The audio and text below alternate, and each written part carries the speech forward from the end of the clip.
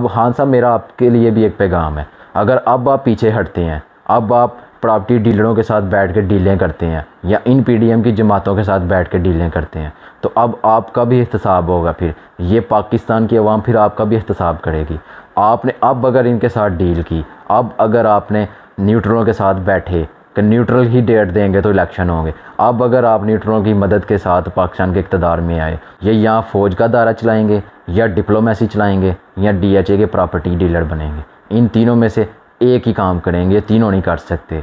अब अगर ये हाँ साहब आपने इनको तीनों काम करने दिए तो फिर आपका एहतसाब होगा।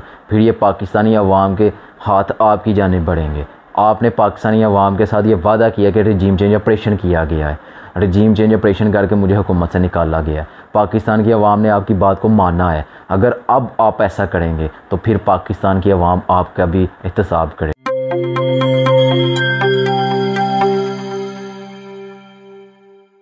बिस्मिल्लाहिर्रहमानिर्रहीम। अस्सलाम वालेकुम नाज़रीन, आप देख रहे हैं यूट्यूब चैनल, मैं हूं फ़हद मुग़ल।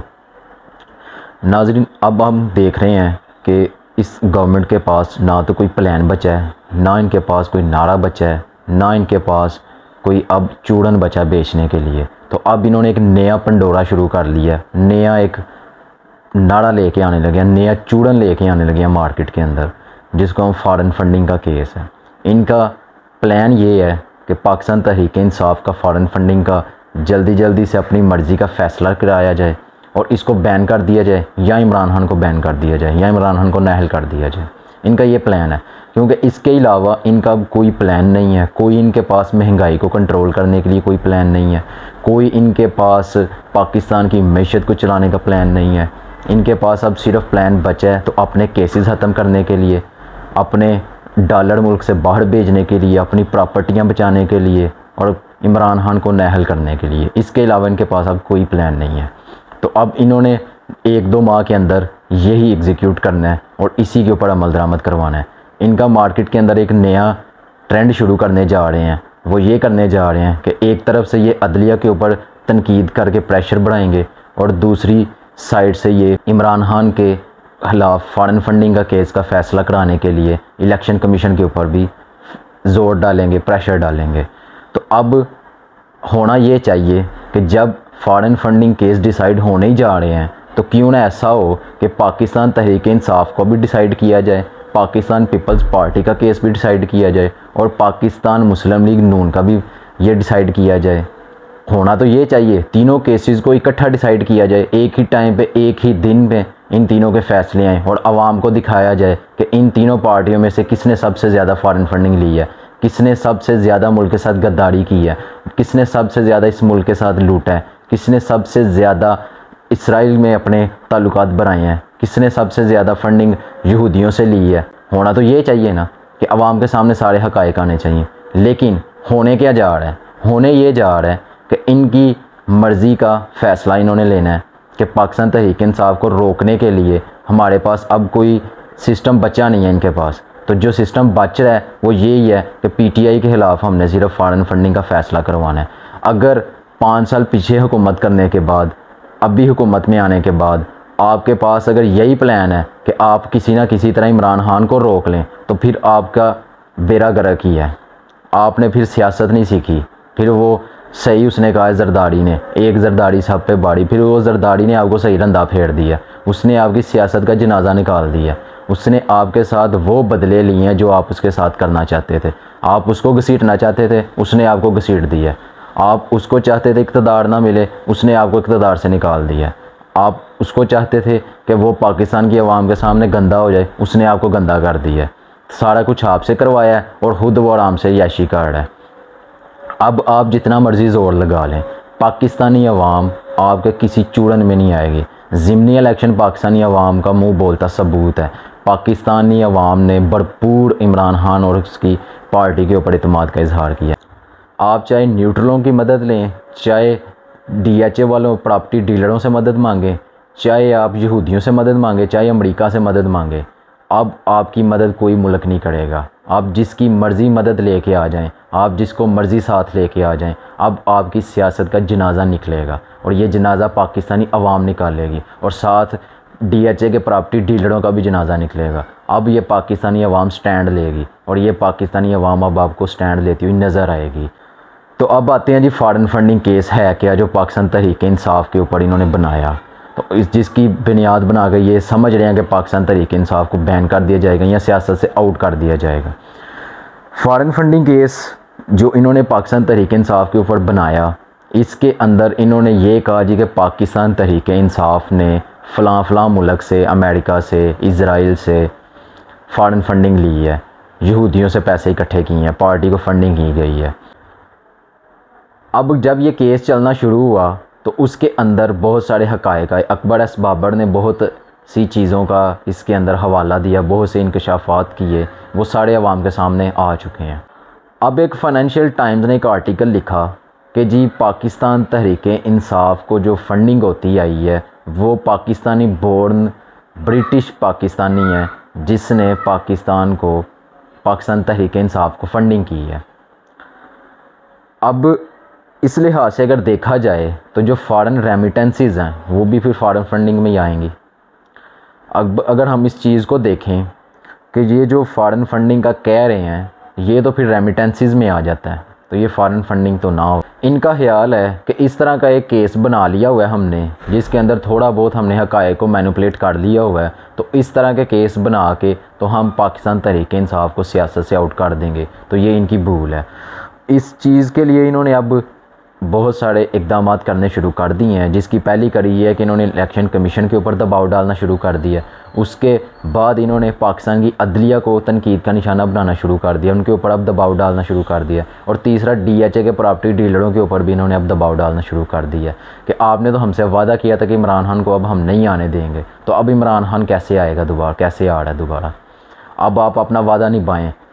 जो DHA के प्रॉपर्टी डीलर हैं उनसे ये PDM वाले ये अब मुतालबा कर रहे हैं। दूसरी तरफ नवाज शरीफ ने एक वीडियो लिंक के ज़रिए इनसे रब्ता किया PDM वालों से, और उसने कह दिया है कि अब आप हुकूमत को छोड़ दें, हुकूमत अब आपके बस की नहीं रही।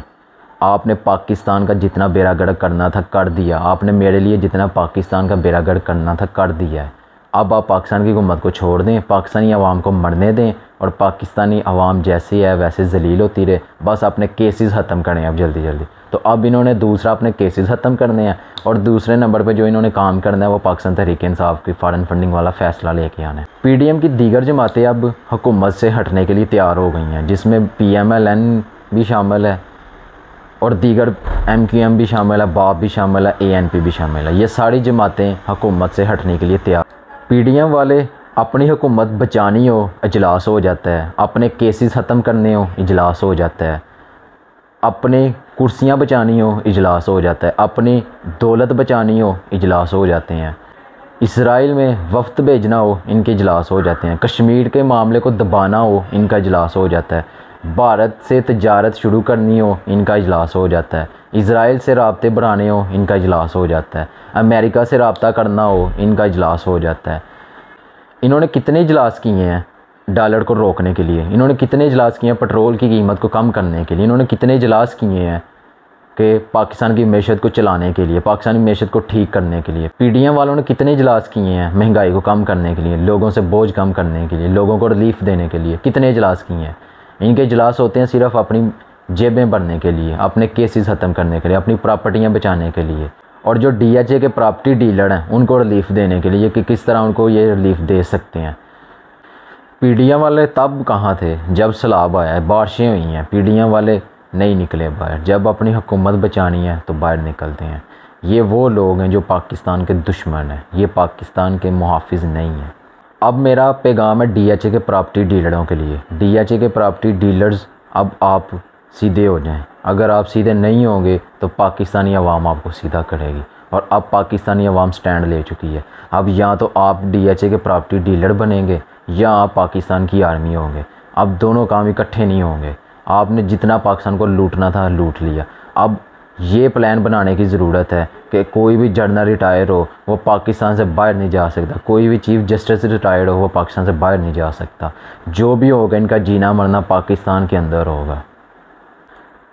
न्यूट्रल्स ने पाकिस्तान का वो हाल कर दिया कि इनके पाकिस्तान की मिशत का वो बेड़ा गर्क कर दिया, जिसका इमरान खान ने इनको बार बार कहा था कि अगर इस टाइम पे आपने हुकूमत को चेंज किया तो पाकिस्तान की मैशत ख़राब हो जाएगी। बड़ी मुश्किल से इसको संभाल के रखा हुआ है, ये बड़ी मुश्किल से स्टेबल हो रही है, ये ख़राब हो जाएगी। लेकिन DHA के प्रॉपर्टी डीलरों को समझ नहीं आती, वो इतने बगैरत लोग हैं, उन्होंने सिर्फ अपने आप को बढ़ना है। वो DHA के प्रॉपर्टी डीलर हैं। इन्होंने कौन सी जंगें लड़ी हैं, इन्होंने कौन सा पाकिस्तान के लिए काम किया है, इन्होंने कौन सा पाकिस्तान की खिदमत की है। जब भी कोई जनरल रिटायर होता है वो पाकिस्तान से बाहर दफ़ा हो जाता है, जब भी कोई चीफ़ जस्टिस रिटायर होता है वो पाकिस्तान से दफ़ा हो जाता है। आप पाकिस्तान के अंदर क्यों नहीं रहते? पाकिस्तान अगर एक आम लोगों के लिए सेफ़ है तो आपके लिए इतना मुश्किल क्यों है पाकिस्तान के अंदर रहना? अगर एक गरीब लोग पाकिस्तान के अंदर रह रहे हैं, अगर एक आम बंदा पाकिस्तान के अंदर रह के ज़िंदगी गुजार है, तो आप इतने बगैरत लोग हैं कि आप बाहर भागते क्यों हैं? आप क्यों बाहर भागते हैं? आपको पाकिस्तान के अंदर किस चीज़ से खतरा है? जब आप इक़्तिदार में होते हैं, जब आप ओहदों पे बैठे होते हैं, तब आपको कोई खतरा नहीं होता। लेकिन जो ही आप ओहदों से हटते हैं, तो जब भी जो ही आप इक़्तिदार से निकलते हैं, आपको खतरात लाहक हो जाते हैं। आपके लिए पाकिस्तान में रहना मुश्किल हो जाता है, आपके लिए पाकिस्तान सेफ़ नहीं रहता। पैसे कमाने के लिए पाकिस्तान सेफ़ है, हर गलत काम करने के लिए पाकिस्तान का सहारा लेते हैं। पाकिस्तान की आवाम और पाकिस्तान के लोगों का हक़ आप खाते हैं, आपको शर्म नहीं आती, आप इतने बगैरत लोग हैं। खान साहब की स्ट्रेटजी अब सामने आ चुकी है, उन्होंने अब फुल मुकाबला करना है आपका। DHA के प्रॉपर्टी डीलरों का मुकाबला होगा, PDM की सारी जमातों का मुकाबला होगा। पंजाब में हुकूमत PTI की आ चुकी, पख्तूनख्वा में पाकिस्तान तहरीक इंसाफ, आज़ाद कश्मीर पाकिस्तान तहरीक इंसाफ, गिलगित बल्तिस्तान पाकिस्तान तहरीक इंसाफ, बलोचिस्तान में महलूत हुकूमत है, सिंध में पीपल्स पार्टी बैठी हुई है, मरकज़ में PMLN और दीगर 15 जमातें हैं जिन्होंने अपनी सिर्फ करप्शन बचाई है, आज तक पाकिस्तान के लिए कुछ नहीं किया। तो खान साहब ने तो आपके साथ अब जंग लड़नी है और DHA के प्रॉपर्टी डीलरों के साथ भी लड़ेंगे। और अब खान साहब, मेरा आपके लिए भी एक पैगाम है, अगर अब आप पीछे हटते हैं, अब आप प्रॉपर्टी डीलरों के साथ बैठ के डीलें करते हैं या इन PDM की जमातों के साथ बैठ के डीलें करते हैं, तो अब आपका भी एहतसाब होगा। फिर ये पाकिस्तान की अवाम फिर आपका भी एहतसाब करेगी। आपने अब अगर इनके साथ डील की, अब अगर आपने न्यूट्रलों के साथ बैठे कि न्यूट्रल ही डेट देंगे तो इलेक्शन होंगे, अब अगर आप न्यूट्रलों की मदद के साथ पाकिस्तान के इक़्तिदार में आए, या अगर आपने अब पाकिस्तान की मैशत को चलाने के लिए न्यूट्रलों को कहा कि आप आएँ सामने, ये यहाँ फ़ौज का दायरा चलाएंगे या डिप्लोमेसी चलाएंगे या DHA के प्रॉपर्टी डीलर बनेंगे, इन तीनों में से एक ही काम करेंगे, ये तीनों नहीं कर सकते। अब अगर ये खान साहब आपने इनको तीनों काम करने दिए तो फिर आपका एहतसाब होगा, फिर ये पाकिस्तानी अवाम के हाथ आपकी जानिब बढ़ेंगे। आपने पाकिस्तानी अवाम के साथ ये वादा किया कि रजीम चेंज ऑपरेशन किया गया है, रजीम चेंज ऑपरेशन करके मुझे हुकूमत से निकाला गया है। पाकिस्तान की अवाम ने आपकी बात को माना है। अगर अब आप ऐसा करेंगे तो फिर पाकिस्तान की अवाम आपका भी एहतसाब करेगी। आज के लिए बस इतना ही, आपसे मुलाकात होगी एक नई वीडियो में। अल्लाह हाफ़िज़।